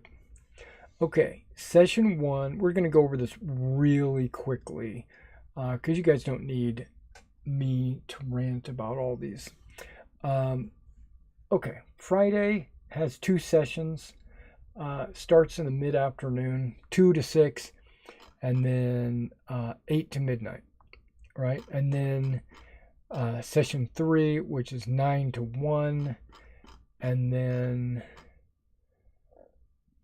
session 4 is 2 to 6, break for dinner, 8 to midnight, and that's the last session on Saturday. And then session 6, which is Sunday before everybody packs up and leaves, it's 9 to 1, but most people that I know pack up and leave right about that time. But let's take a look at some of these.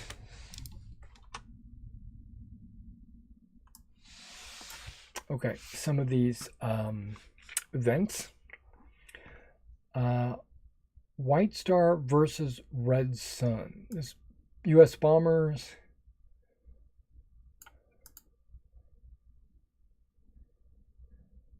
Using check your 6 rules. Okay, I personally like check your 6. That's why I personally, okay, the owner of I-94 hosts the game. Okay, because I-94, that's what I got. I got 1/300 or 1/285th scale aircraft from them when I used to play check your 6, because I have those rules. And I think they're okay. They're an okay set of rules. Okay.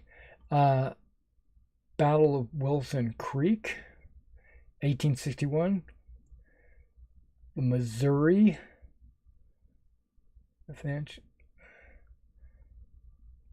Epic Civil War Black Powder. Okay. Battle of Hastings. We all know what that is.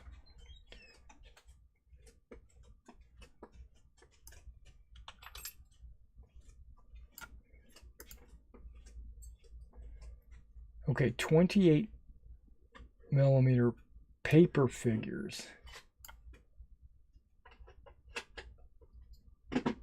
I'm not sure about that. Aerodrome, 144 scale, World War One. I love World War One dogfighting. I don't know what it is. That's just, but they have wooden cockpits. Okay, what this guy does is he's got these wooden Scrabble boards or whatever you call them. Like they sit up in front of the player, and on the, okay, my camera froze. Okay, it's moving. They have a dashboard basically with your flight instruments, and he's got these little pegs in these holes, and you move them around on this wooden board. I think it's a pretty cool concept. It's real easy to keep track, and your stuff doesn't get moved by accident. But it reminded me of a game a long time ago called, I think it might have been called Air Force. Or it was like an SPI game, if you remember that company. Strategic Publications Incorporated or whatever. They made a game, I think it was called Air Force. And it was modern jet combat, but you had a cockpit page that you moved around tokens to let you know, like if you were banking or if you were climbing and stuff like that, because you had to keep track of all that. And that, yeah, I think that's a little bit too complicated. Samurai Showdown.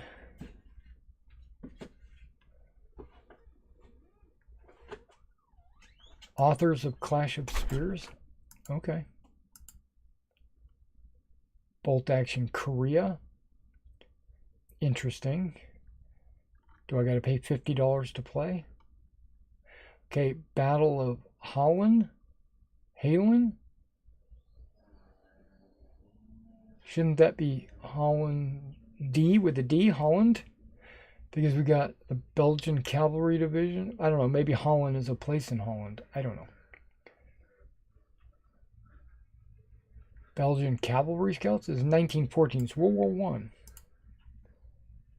What rules are they using?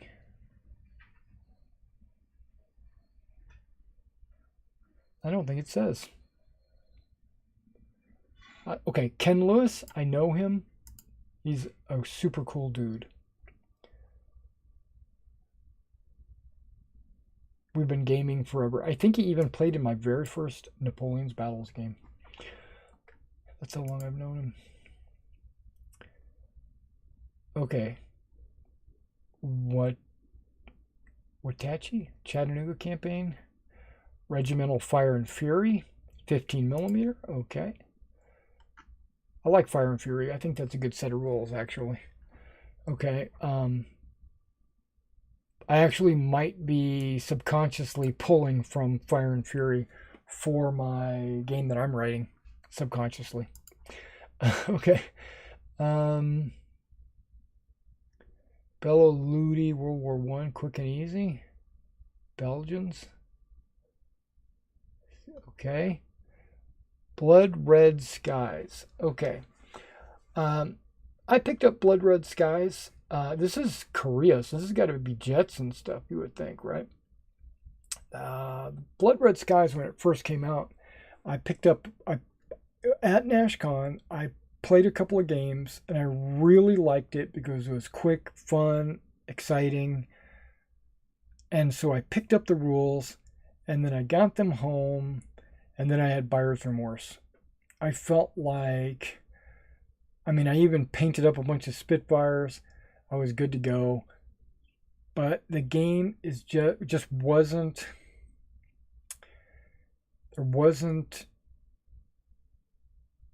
it felt like playing chess. It was, there were rules, and they were very specific, and there wasn't a whole lot of thinking involved, or there was not a lot of strategy. It was just do these things, roll the dice, let's see who wins. It just was kind of, I had buyer's remorse, let's just say that. Okay, Actioneer Botzen. Okay, Prusso-Russians. Napoleonics. General d'Armée, 28mm. Yikes.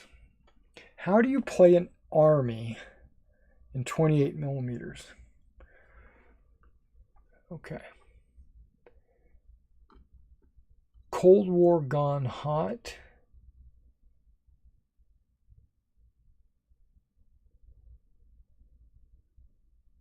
Seven Days to the Rhine by Great Escape Games. Micro Armor. Gettysburg Day 1. So he's probably going to play multiple days on different sessions. There's Bob Moon, 40 millimeters. Okay, Bob Moon seems to be a NashCon favorite. Yep.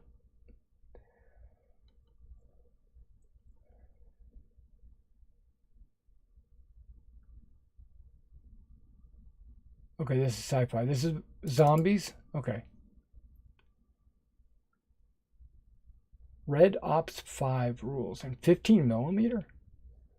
Huh. 15 millimeter zombies? Okay. Wake Island. This has got to be aircraft.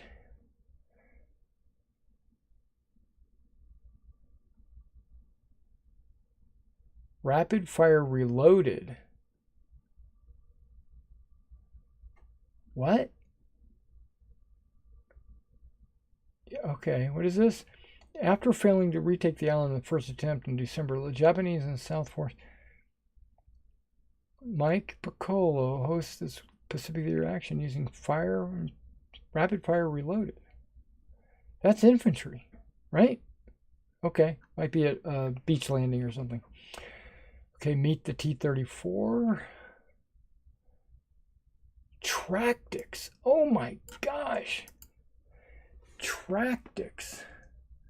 That was like one of my first set of rules that I ever played back in high school in the late 70s. Whew. Oh my gosh.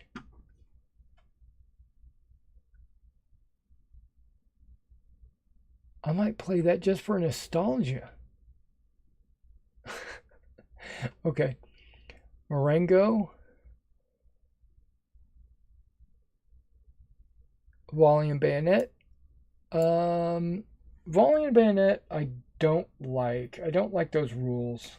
I'm just going to come out and say it. I don't like those rules. Aerodrome, I think that's more of the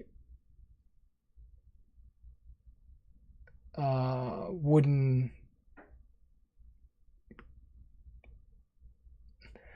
accompanied by a playing adult. Oh, if you're 30, okay. Okay, Red Sun, White Star is the same as Red Sun, Blue Skies rules. It's just they have different names for their different theaters, but it's still pretty much the Red Sun, Blue Skies rules, which reminded me a lot of Blue Max. If you ever played Blue Max, it's just World War II. And I like them. I like those rules. Okay, Battle of Fire Armies, that's Middle Earth. Gandalf and all that. Smog. I don't see a 10 millimeter fantasy. Ooh, yikes. Okay, that's probably the rules. War Master. Yikes. That's epic. Games Workshop. If you've never played War Master, it's basically Black Powder or Hail Caesar. It's almost exactly the same. Okay, session 3. I can't play any of these other games because that's when my game plays Saturday morning. But let's see what we got. We got Blood and Steel, Queen Victoria, 28 millimeter demo game, Battles of the Frontier, Colonial America, Song of Drums and Tomahawks. Okay. Pirates of Cutlass Lagoon. Pirate ships. Okay. Gunboat Diplomacy. Not really that interested. Battle of Midway, which I can't be because it's my same session. The Battle of Midway. 1/200 scale miniatures. Those are going to be big ships. Blood Red Skies.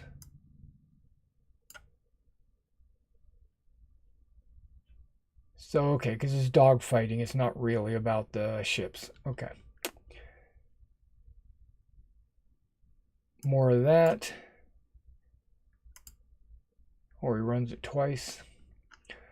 And here's my table, table 8. This is the game that I'm running. Storming Lefere Causeway. 15 battle group rules, 15 millimeter miniatures. Up to 7 players. That's not true. I didn't say 7 players in my spleeb. It should be 6 players, 3 per side. Counting me would be 8. But, okay, 5x8 terrain board. Okay. As you've all seen, my terrain board that I made. And there I am from Wargaming Miniatures. Okay. And then Gettysburg, day 1. It's back to day 1. So he's redoing day 1. Or a continuation of day 1. Crush, Titan's Path, 28mm Kaiju. Okay, that sounds cool. Battle of Burton Island. Pacific Theater, Island Hopping. Rapid Fire Reloaded again. Bloody April, that's World War I. But this is a different Bloody April. This is Ulysses Grant, Tennessee. 10mm Fire and Fury, Brigade Fire and Fury. Battle of Ontario. Otranto. Steampunk style. Okay, I don't know what this is all about. Imperial Skies. Steamships, interesting. Wilson's Creek. Another Civil War using epic black powder. Samurai Showdown again. An expansion for Classroom Katanas.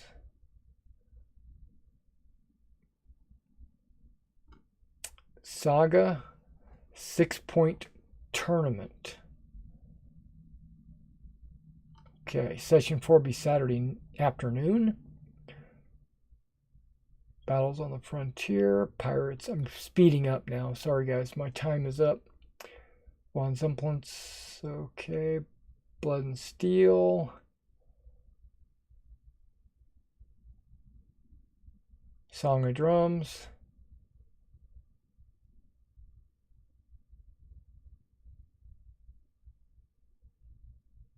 Another pirate game.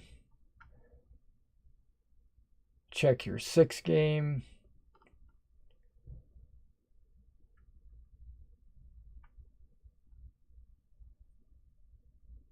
Black Powder 2nd edition. Okay.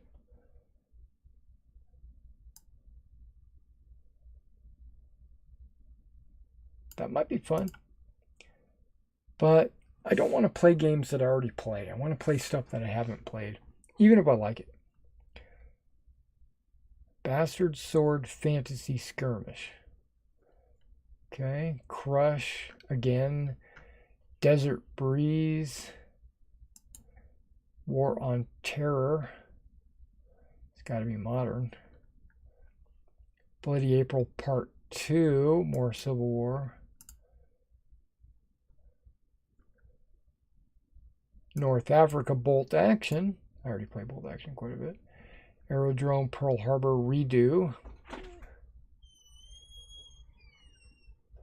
Melee at Stone. Verdun 1940. Battleground. 20mm. Battleground.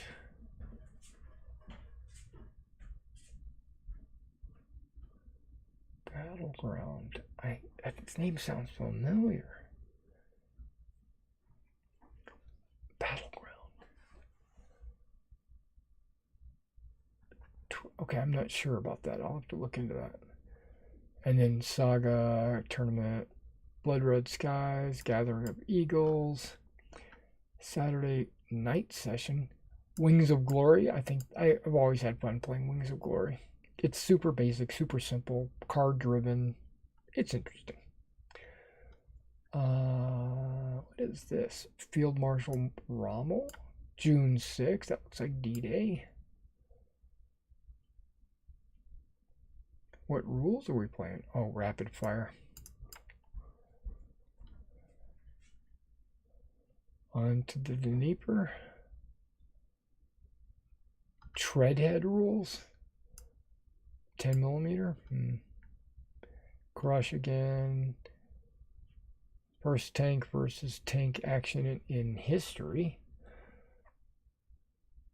Okay. What a tanker. Yeah, I don't really like those rules. Aerodrome. Victory at sea. I've never played those rules.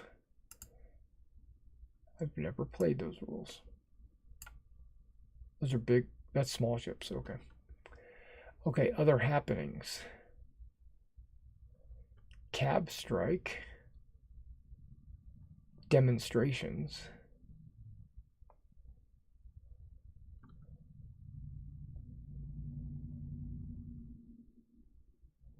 Okay, there's a learning the rules, no man's land, savage runs, breakout, recon and force, lightning strike, king of the hill. So it looks like this guy is pushing cav, which I actually used to have a lot of cav models. That's a Reaper, or at least it used to be a Reaper miniatures game for their own mech game.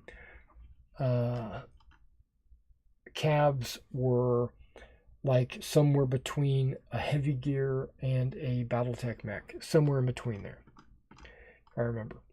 Flames of War tournament. Interesting. Does it talk about the prize? Talks about 100-point companies. Battle in rounds, red versus blue, submit, entry fee is $40, rounds, play halts, prizes will be for best general, best opposing general, best sport, best army, best table, but it doesn't tell you what those armies are. And then Johnny Con I don't ever go to or have anything to do with.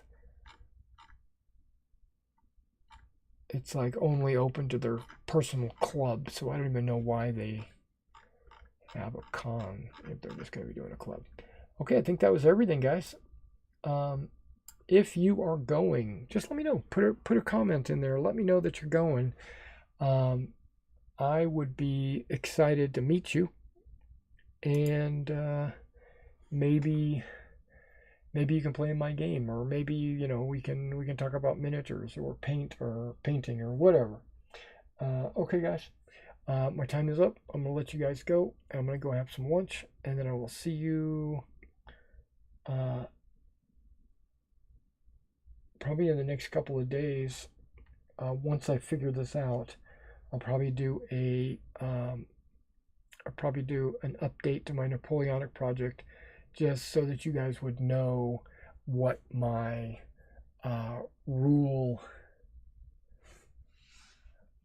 ruling is on my command, and melee might take a little bit longer to think about. Okay, before I close out, like I said, I haven't really had a chance to do any typing because I've been busy working on a commission. I finished the commission, I got rid of it, but I noticed that I wasn't restocking or refilling my store with any product. That's why I did those SS and P dots. I got them up, and then I'm going to have to start another commission. But I also need to make sure that everything is ready for the convention for my battle group game. So I got like 3 or 4 different projects going all at the same time.